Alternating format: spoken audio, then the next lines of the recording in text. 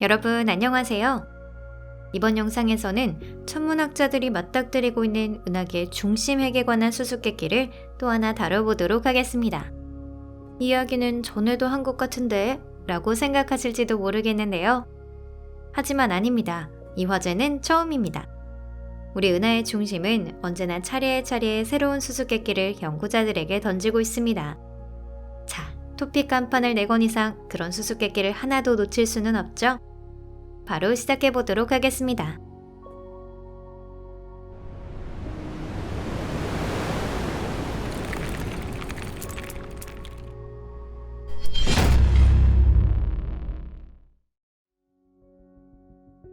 혼돈이 지배하는 세계.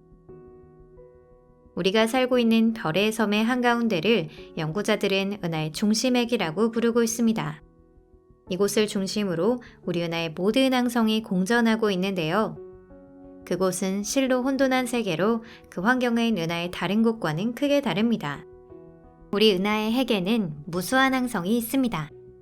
말 그대로 꽉 들어찬 만원 상태로 은하 중심에 가까워질수록 그 수는 증가해 갑니다.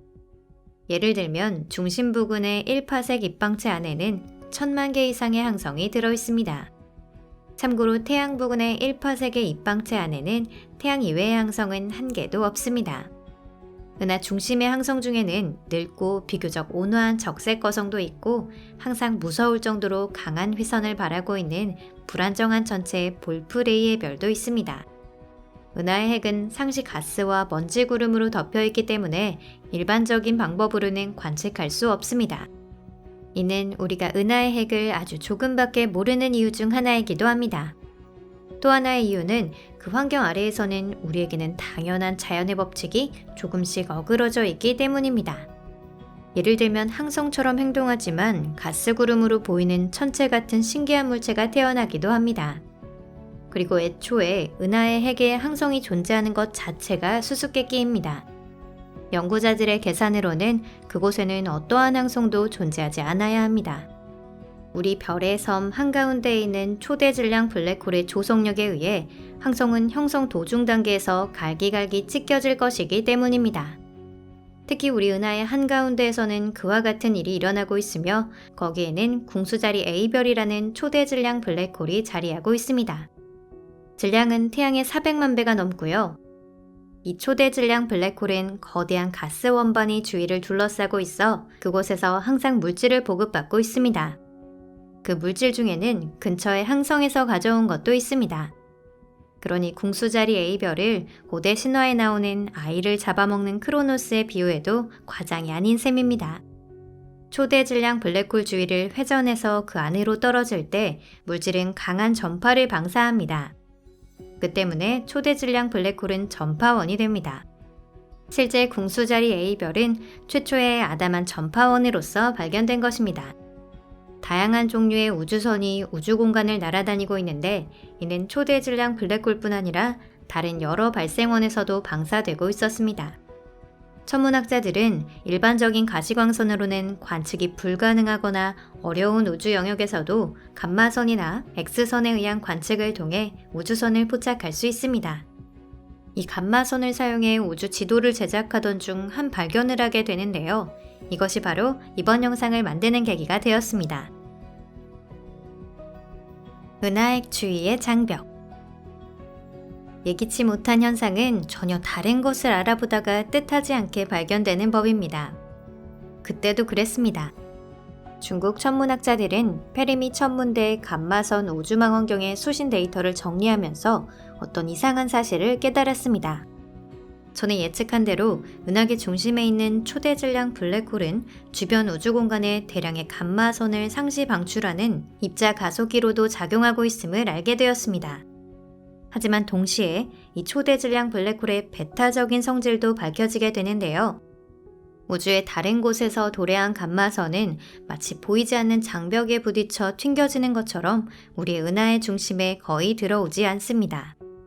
이 장벽 때문에 강력한 감마선 발생원이 근처에 있음에도 불구하고 은하계의 중심핵에서는 다른 부분보다 감마선 밀도가 낮습니다. 연구자들에게도 이 장벽의 성질에 대해선 아직도 수수께끼입니다. 지금으로서는 한 가지 가설만 존재하고 있습니다. 이미 언급했듯이 은하의 핵을 단단히 감싸고 있는 가스와 우주 먼지 구름에 의한 것이라는 설입니다. 구름의 질량이 너무나 크기 때문에 궁수자리 A별의 조성력이나 은하계 핵에 들어있는 무수한 항성에 의한 전자파 또는 중력의 영향 아래 과연 어떤 현상이 구름 내부에서 진행되고 있는지에 대해서는 그저 상상할 수밖에 없습니다. 무수한 항성은 그 질량에 의해 구름을 붕괴시켜 압축하는 형태로 자기장에 영향을 주고 있을지도 모릅니다. 문제의 장벽은 이렇게 형성되어 있습니다. 혹은 구름 자체가 자기장을 발생시키고 있는 것인지도 모릅니다. 하지만 왜 그 작용이 한쪽 방향인지는 모르겠습니다. 전자파를 방출하는 한편 밖에서 안으로는 들어가지 못하는 것입니다. 또 하나 생각해 볼 수 있는 설은 은하의 중심에서 나오는 전파가 주위의 우주에서 오는 감마선을 되돌린다는 것입니다. 같은 일이 우리의 태양에서도 일어나고 있습니다. 그곳에서 내뿜는 태양풍 입자는 성간 공간에 있는 같은 입자를 쓸어내서 태양계 안으로 들어오지 못하게 하고 있습니다. 그리고 지구 혹은 목성도 상관없습니다. 자기장을 가진 행성의 자기권이 어떤 특징을 갖고 있는지 생각해 보는 것도 좋습니다. 이들 행성의 자기권은 유해한 우주선이 행성에 스며들지 않도록 일종의 실드처럼 되어 있습니다. 은하의 핵에서도 이와 같은 현상이 일어나고 있을지도 모릅니다. 물론 초대질량 블랙홀인 강착 원반에서는 태양과는 비교도 할 수 없을 정도로 강한 전자방사가 있을 것이고 이 영역의 우주 자기장은 완전히 망가져 있다는 차이도 고려해서 말씀드린 것입니다. 게다가 수많은 천체에서 뿜어져 나와 하나로 합류해 놀라울 정도로 강해지고 있는 항성풍도 빼놓을 수 없습니다. 연구 당사자들은 우선 가스나 먼지, 우주선의 밀도 변화를 평면적인 지도가 아닌 3D로서 입체적으로 파악할 필요가 있다고 보았습니다. 가스나 먼지에서 생긴 구름과 장벽 밀도의 상관관계가 있을 경우 원인은 구름에 있습니다. 상관관계가 발견되지 않으면 결국 항성풍이나 궁수자리 A별에 낙하하는 물질이 내뿜는 전파의 원인이 있을지도 모릅니다. 왜 알 필요가 있나? 과학적 발견을 보면 현실 세계와 일상생활에서 동떨어진 것처럼 느껴지기도 하지만 사실은 그렇지 않습니다. 우주선을 가로막고 있는 장벽 구조가 규명되면 이를 모방한 기술로 인류에게 큰 돌파구가 생길 수도 있습니다. 이렇게 준비해두면 달과 화성, 그 밖의 소행성 등의 우주정거장을 건설할 때 도움이 될 것입니다. 이들 천체에서는 스스로 가진 자기장이 없기 때문에 그 표면은 우주선의 무방비로 노출되어 있습니다. 이러한 우주선을 막는 실드 발생 장치가 머지않아 인류가 먼 항성으로 향하는 우주선의 건조에 임할 때 더욱 필요한 기술이 될 것입니다. 빛의 속도에 가까운 항행 속도로는 성간 공간에 대량으로 존재하는 원자나 소립자가 한두 개 있는 것만으로도 심각한 문제를 일으킵니다. 만약 그런 것이 있다면 우주선의 외벽은 극히 높은 에너지의 가혹한 폭격에 노출될 것입니다. 귀찮은 것을 쫓아낼 수만 있다면 문제는 하나 줄어드는 셈입니다. 오늘 영상은 여기까지입니다. 여러분 끝까지 시청해주셔서 감사합니다. 영상이 마음에 드셨다면 좋겠습니다. 어느 쪽이든 지금 우리가 마주하고 있는 이 우주의 비밀이 얼마나 훌륭한 과학기술의 비약을 가져올 수 있을지는 미리 알 수 없습니다. 앞날을 모르기 때문에 앞으로 나아가는 것이 더욱 즐거운 것이겠죠? 지금으로선 연구자들이 이 수수께끼를 해명해 줄 날을 기다려보는 수밖에 없습니다. 그리고 그것이 현실이 될 때 저희는 가장 먼저 여러분들께 소식을 전해드릴 것입니다. 채널 구독 버튼을 꼭 눌러주시고요.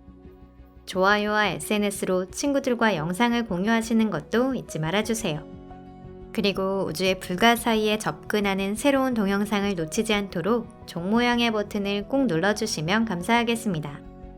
그럼 다음 영상에서 뵐게요. 안녕히 계세요.